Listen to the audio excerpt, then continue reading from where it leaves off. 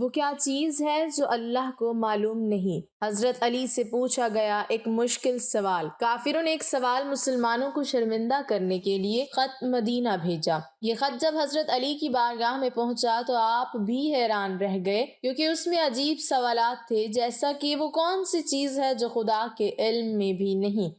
بسم اللہ الرحمن الرحیم۔ ویسے تو ہر صحابی سے آپ صلی اللہ علیہ وسلم کو پیار تھا، ہر صحابی آپ صلی اللہ علیہ وسلم کا جانثار ساتھی اور محبوب تھا، لیکن بعض ایسے خوش نصیب بھی ہیں جن سے آپ صلی اللہ علیہ وسلم کو خاص تعلق اور محبت تھی۔ ان میں حضرت علی کرم اللہ وجہ الکریم کی ذات گرامی بھی ہے۔ حضرت علی رضی اللہ تعالیٰ عنہ سے آپ صلی اللہ علیہ وسلم کو جو تعلق خاطر تھا وہ بہت زیادہ تھا۔ آپ داماد رسول صلی اللہ علیہ وسلم تھے اور بے شمار مواقع پر رسول اکرم صلی اللہ علیہ وسلم کی ذات گرامی سے منسوب ایسے کئی فرمودات روایت کیے گئے ہیں جن سے حضرت علی رضی اللہ تعالیٰ عنہ کی فضیلت معلوم ہوتی ہے۔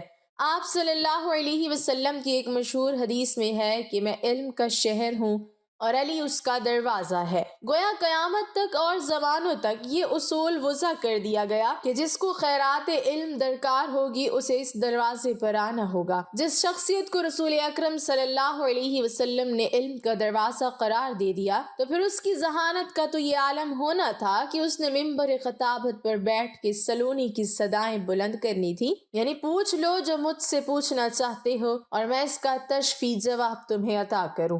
بے شمار واقعات حضرت علی کی ذات گرامی سے منسوب ہیں کہ جب بظاہر پیچیدہ نظر آنے والے کسی مسئلے یا کسی سوال کا حل آپ نے اپنی ذہانت اور کمال علم کی بدولت چند لمحوں میں پیش کر دیا۔ آج ہم حضرت علی رضی اللہ تعالیٰ عنہ کی ذات گرامی سے منسوب ایک واقعہ آپ کے ساتھ شیئر کرنے جا رہی ہیں جن سے آپ کے علم و فضل کے مرتبے کو سمجھنے میں مدد ملے گی۔ ناظرین، ایک مرتبہ حضرت سیدنا عمر رضی اللہ تعالیٰ عنہ کے عہد خلافت میں ایک لڑکے کو زنا جرم میں سزا دینے کے لیے لے جایا جا رہا تھا۔ واضح رہے کہ اسلام میں شادی شدہ زانی کے لیے سنگساری اور غیر شادی شدہ کے لیے 80 کوڑے بطور سزا ہے۔ وہ لڑکا اونچی آواز سے پکار رہا تھا کہ میں بے گناہ ہوں، مجھے سزا نہ دی جائے۔ اسی اثناء میں حضرت علی رضی اللہ تعالیٰ عنہ کا وہاں سے گزر ہوا تو حضرت علی نے اس لڑکے کی پکار سن کر سرکاری اہلکاروں کو رکنے کا حکم فرمایا اور لڑکے سے پوچھا کیا معاملہ ہے۔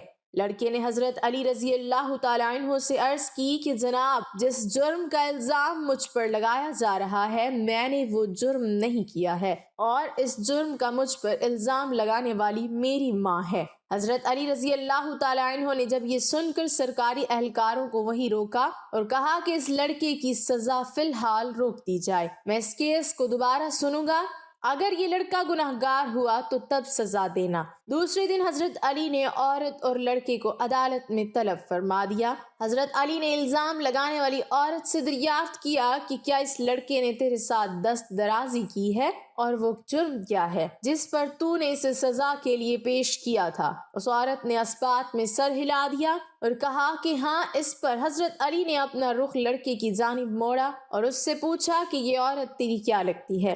اس نے کہا یہ عورت میری ماں ہے، جس پر عورت نے اس لڑکے کو بیٹا ماننے سے انکار کر دیا۔ اس عورت کے انکار پر معاملہ گھمبیر ہو گیا۔ فیصلہ سننے کے لیے لوگوں کا بہت بڑا مجمع اکٹھا ہو چکا تھا۔ حضرت علی رضی اللہ تعالیٰ عنہ نے فرمایا تو اچھا ہے اے عورت، میں اس لڑکے کا تیرے ساتھ اتنے حق مہر کے بدلے نکاح کرتا ہوں۔ تو عورت چیخ اٹھی کہ علی، کیا کسی بیٹے کا ماں کے ساتھ نکاح ہو سکتا ہے؟ حضرت علی نے جواب فرمایا کہ تیرے اس دعوے کا کیا مطلب ہے؟ اس عورت نے جواب دیا ہے اے علی، یہ لڑکا تو واقعی میں میرا بیٹا ہے۔ اس پر سیدنا علی رضی اللہ تعالیٰ عنہ نے فرمایا کہ کیا کوئی بیٹا اپنی ماں کے ساتھ دست درازی کر سکتا ہے؟ عورت نے کہا کہ ہرگز نہیں۔ تو حضرت علی نے پوچھا کہ تو نے اپنے بیٹے کے اوپر ایسا گھٹیا الزام کیوں لگایا؟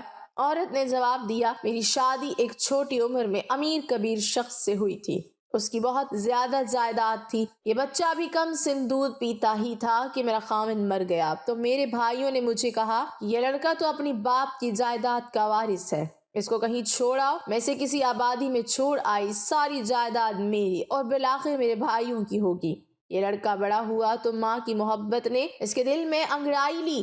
یہ ماں کو تلاش کرتا میرے تک پہنچ گیا۔ میرے بھائیوں نے مجھے پھر ورغلایا کہ اس پر جھوٹا الزام لگا کر اس کی زندگی کا سانس ہمیشہ کے لیے ختم کر دیا جائے، تو میں نے اپنے ہی بیٹے پر جھوٹا الزام اپنے بھائیوں کی باتوں میں آ کر لگا دیا اور دولت کی لالچ میں مجھے اندھا کر دیا، جبکہ حقیقت تو یہی ہے کہ یہ میرا بیٹا ہے اور اس معاملے میں بالکل بے گناہ ہے۔ جب اس واقعے کا علم امیر المومنین سیدنا عمر بن خطاب رضی اللہ تعالی عنہ کو ہوا تو آپ رضی اللہ تعالی عنہ نے فرمایا کہ اگر آج علی نہ ہوتے تو عمر ہلاک ہو جاتا۔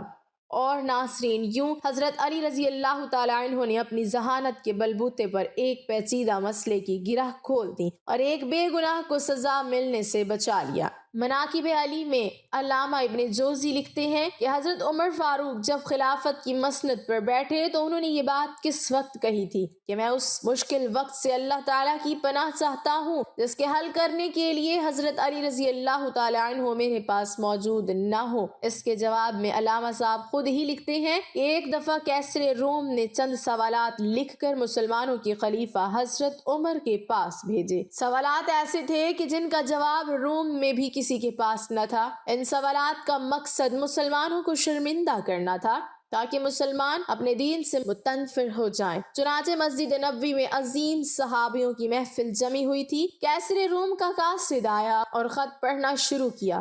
خط کی تحریر کچھ یوں تھی کہ بادشاہ روم نے لکھا تھا کہ یہ خط ہے بادشاہ روم کیسر بنی الاصغر کا وقت کے خلیفہ حضرت عمر کی طرف کہ میں نے جو سوالات لکھے ہیں مجھے ان سب کے جوابات بتا دیجیے۔ نمبر 1، وہ کون سی چیز ہے جس کو خدا نے تخلیق نہیں کیا؟ نمبر 2، وہ کون سی چیز ہے جو خدا کے علم میں نہیں؟ نمبر 3، وہ کون سی چیز ہے جو اللہ تعالیٰ کے پاس نہیں؟ وہ کون سی چیز ہے جس کے سب بال ہی Credit goes to نبی کی باتیں. Handle in the description.